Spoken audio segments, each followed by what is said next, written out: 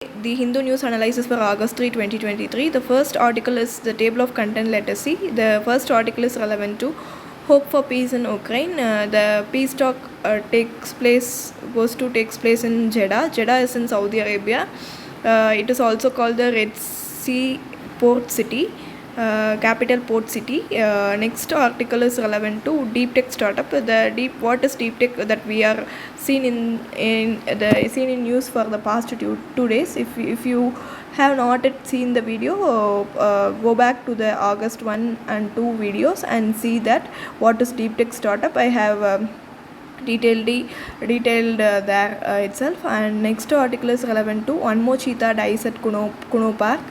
That we all know that from Namibia and South Africa, 20 cheetahs were transferred from there to Kuno Park in Madhya Pradesh, out of which sixth death has taken place.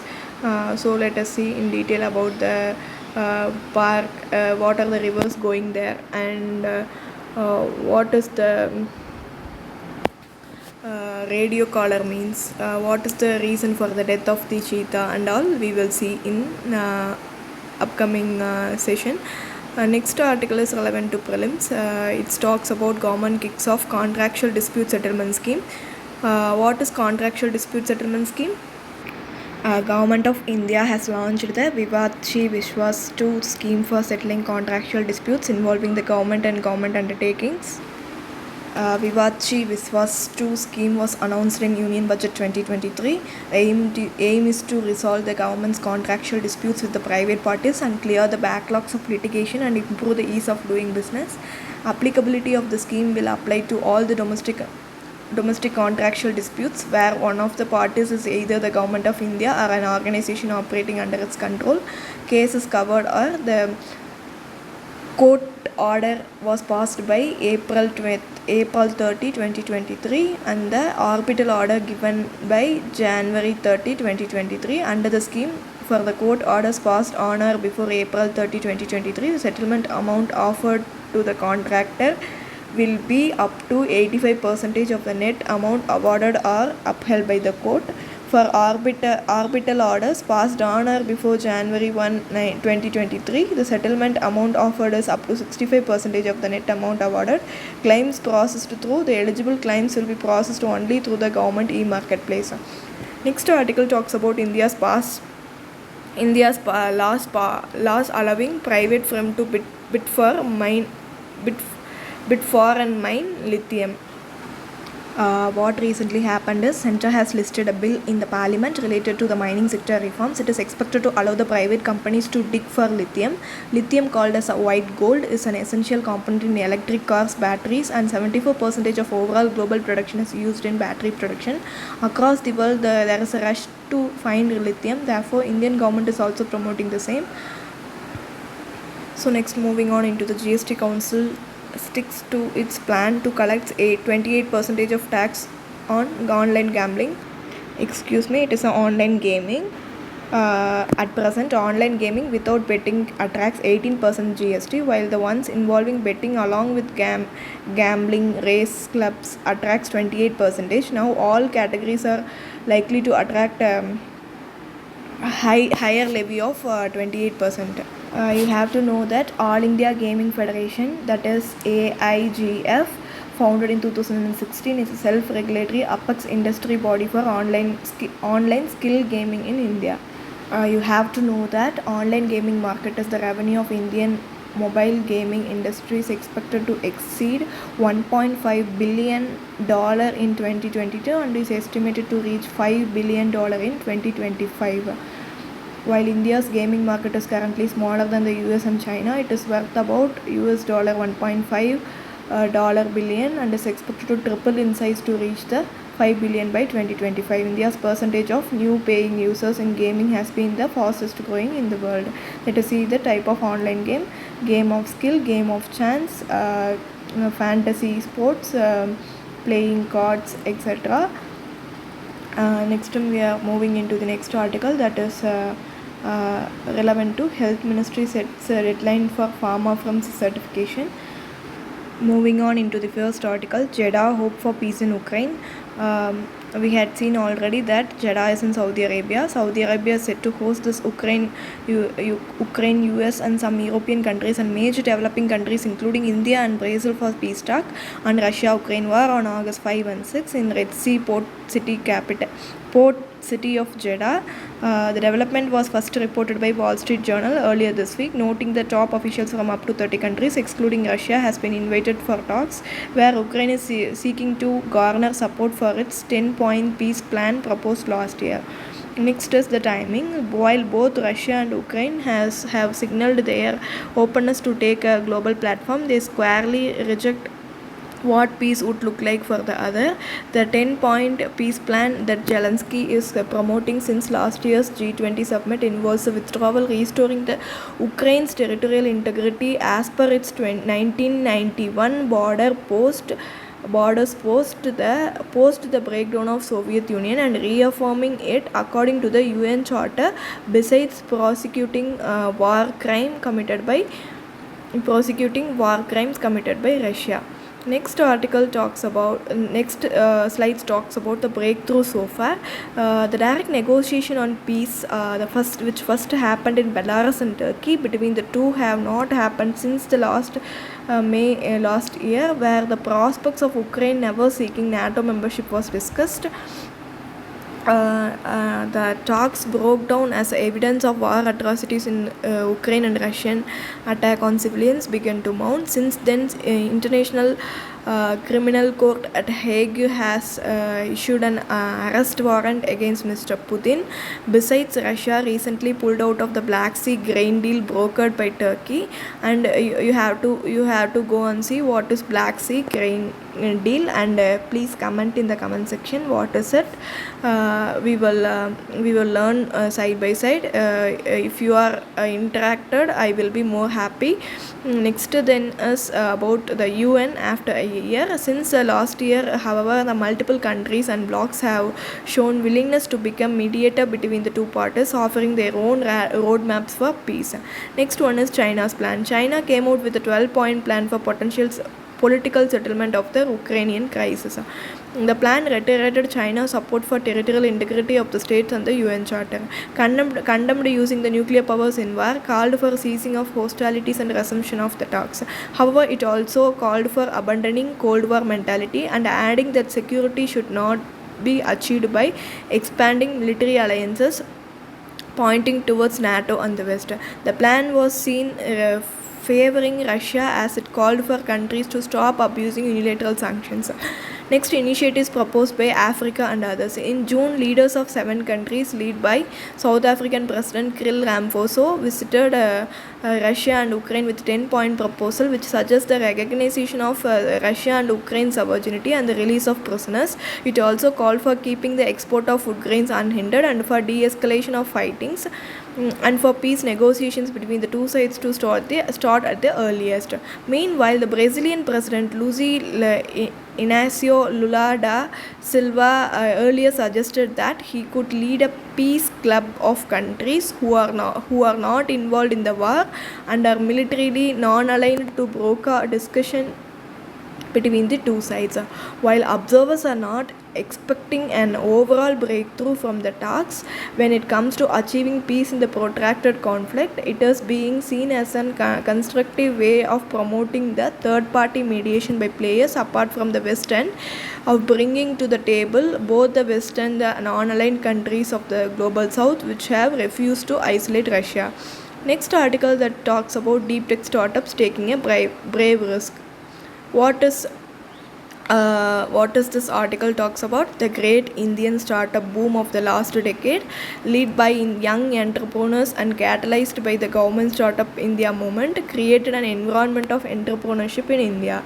The startup movement is not limited to metro cities, but have successfully captured the imagination of suburbans and the rural entrepreneurs. The larger picture, let us see that the startup movement is moving beyond the consumer's internet and e-commerce to genuine the deep technology areas such as space, remote sensing, artificial intelligence, robotics, biotech and pharma, electric vehicles, drones, defense, telecommunication, semiconductors and many more. These real sectors go beyond digital marketplace, seller discovery and exchange of information and impact many more sectors of the economy, which will bring deeper industrialization in the new areas and more jobs. Deep tech entrepreneurship is also new avenues for science and technology discoveries in the public sector labs to reach the market. In a way, it can be said that deep tech startups are the main route through which India is taking technology risk, a crucial element of any country's process to build new capabilities. Next one is success model. Next one is talking about the successful model of it. The most important reason why the startup ecosystem has retained its risk appetite is because of the system-wide shared approach to measuring the risk and progress during the frequent rounds of funding negotiations. A common vocabulary of rounds, stages, and market stages and product market fit is employed here while retaining independent decision making across the multiple ventures funds and investors. The model has been identified to scale innovation, one which has eluded the India for long. Government and industry must magnify this new model multi-field to create the enterprises commensurate to India's scale. Next is a way forward. It is an opportune time for the government to support the second phase of entrepreneurship, the Startup India 2.0. This support must come through two routes. The first one is the availability of much larger risk capital for deep tech startups. The government must lay much more emphasis on the fermentation sectors in the existing SIDBI fund of funds. Industry must increase and channel their research funds towards financing deep tech startups. The second one is we need to enable the mass procurement of indigenously developed technologies. This later step has started to happen in FIT and start across ministries such as defense, smart cities, health, and however, a concerted push across the government is still desirable. Industry and industry bodies have a role to play in aggregated demand in their sectors to kickstart the locally made technology. This can be achieved through the co-creation of products and solutions at the incubators and rapid testing and certification, and to support the procurement of innovative goods at a scale and as a government has done in the some sectors. Let us move on into the next article that is talking about one more cheetah dies at Kuno Park, taking the tolls to 6. One more cheetah dies at Kuno Park, taking the toll to 6. One more cheetah died at Kuno National Park in Madhya Pradesh. Let us see the reason. Because of the radio collars, they are saying. What is radio collar? Radio collars are used to track and monitor the animals in the wild. They consist of a collar with a small radio transmitter. The collar provides data on animal behavior, migration, and population dynamics. They can be combined with the GPS or accelerometer for additional information. The collars are designed to lightweight and comfortable for the animals. The potential risks and challenges such as injuries or infection must be managed. Next, what is the thing you have to know is what is cheetah reintroduction project, because through which only the cheetah ratris are sourced from South Africa and is believed to have contracted by parasitic infection after repeatedly scratching its skin and wounding itself. This is the sixth death reported among the 20 cheetahs brought in from Namibia and South Africa. Cheetah reintroduction project is what through which the translocation of cheetah from South Africa and Namibia to Kuno National Park in Madhya Pradesh. Cheetah reintroduction project in India formally commenced on September 17, 2022 with the objective of restoring the population of cheetahs which were declared extinct in the country in 1952. Next the slide talks about the overall picture. Some of the previous deaths are likely to infection due to chaffing by radio collars that we have already seen. What is radio collar? You have to know what is cheetah's IUCN status. It is in the vulnerable status of red list. Okay, next thing is the scientific name of cheetah. Cheetahs are of two types, that is Asiatic and African cheetahs. Acinonyx jubatus, that is the cheetah's scientific name. Reintroduction of cheetahs is through the action plan for introduction of cheetah in India was released by Ministry of Environment and Forest and Climate Change at 19th meeting of National Tiger Conservation Authority, that is on January 2022, and such a plan was first proposed in 2009, and in September 2022 8 cheetahs was landed in India from Namibia. 8 cheetahs have been relocated to the Kuno Palpur National Park in Madhya Pradesh. The relocation of cheetah to India from Namibia is the world's first intercontinental large wild carnivore translocation project that you have to know. Next thing is, it is slightly brown and golden skin, thicker than Asiatic cheetahs, that is the prominence of African cheetahs, and the more prominent spots and lines on the face found all over the African continent. Next thing that you have to know is that Asiatic cheetah have a slightly smaller than African ones. It is in a pale yellowish fawn colored skin, more fur under body and belly specifically found only in Iran, and the country claims there are only 12 of them left. In year 1952, Asiatic cheetah officially declared extinct from India, but it is found only in Iran, that you have to keep in your mind, and the country claims there are only 12 of them left in the Iran itself. Next thing that you have to know is that it is due to natural causes, that the Environment Ministry is saying it is due to natural cause, not from accidents and accident or any other artificial deaths. Okay. Next thing that you have to know is where is the Kuno Palpur National Park is located. That in the prelims perspective you have to know. This Kuno National Park is in Madhya Pradesh in the Siopur district near Vindhya Hills with an area of 748 square kilometer, and the park is located within the larger Kuno Wildlife Division. Initially it was a wildlife sanctuary. It was only became a national park in 2018. Named after Kuno River, that is the main tributary of Chambal River that cuts across the Kuno, is primarily a grassland region. This National Park Kuno holds a significant ecological importance due to its strategic location and diverse habitat. It has a crucial corridor for wildlife movement and connecting various other protected areas in the region. This connectivity allows for the exchange of genetic materials and ensures the long-term survival of the species. The park's ecological significance extends beyond its boundary and making it an integral part of the large landscape conservation efforts in central India. These are all the things that you have to know. Next thing you have to know for prelims is that what is lithium ion batteries. Lithium ion batteries requires a protection circuit to ensure safe voltage and current levels. So lithium ion batteries requires it. That's it. Next article that we are moving into is all about prelims. Government kicks off a contractual dispute settlement scheme. A center on Wednesday launched a settlement scheme for contractual disputes with the vendors or suppliers to the government, and its undertaking setting on October 31.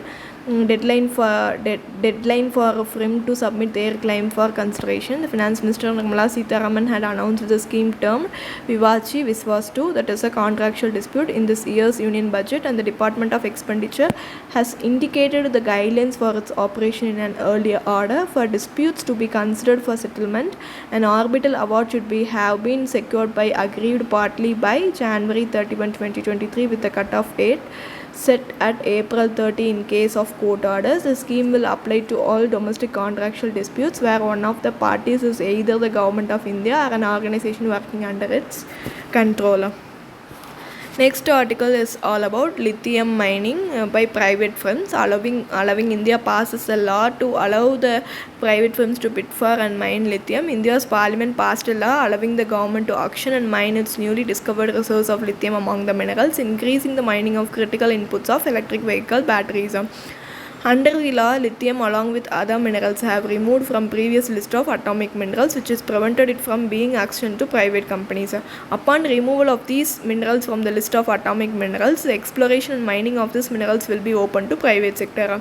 Other minerals that will now be open for mining and auction includes titanium, beryl, niobium and zirconium.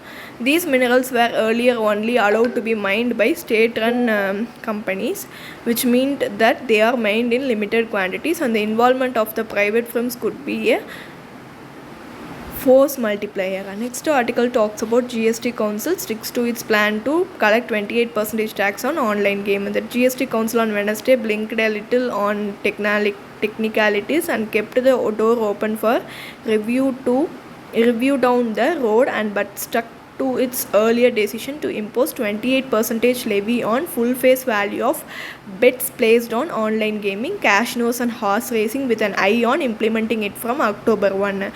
Finance Minister Nirmala Sitharaman, who chaired the council's meeting, said the centre would now strive to amend the GST law in Parliament's current session itself to enable the implementation of levy dispute dissent from Sikkim and Goa over the modalities of the tax for casino users.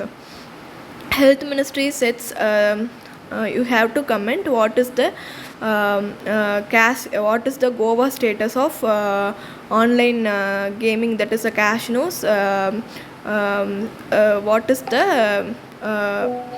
What is the thing the Goa government had done? You have to comment in the comment section. Next article that we are moving into, the Health Ministry sets deadline for pharma firm certification to bring a better quality management that will help Indian pharmaceutical manufacturers grow their business nationally and internationally.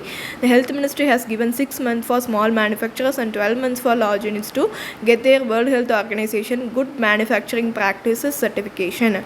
This good manufacturing practice certification comprises mandatory standards that will build and bring quality to the products by way of control on products, methods, machines, processes, personnel and facility or environment.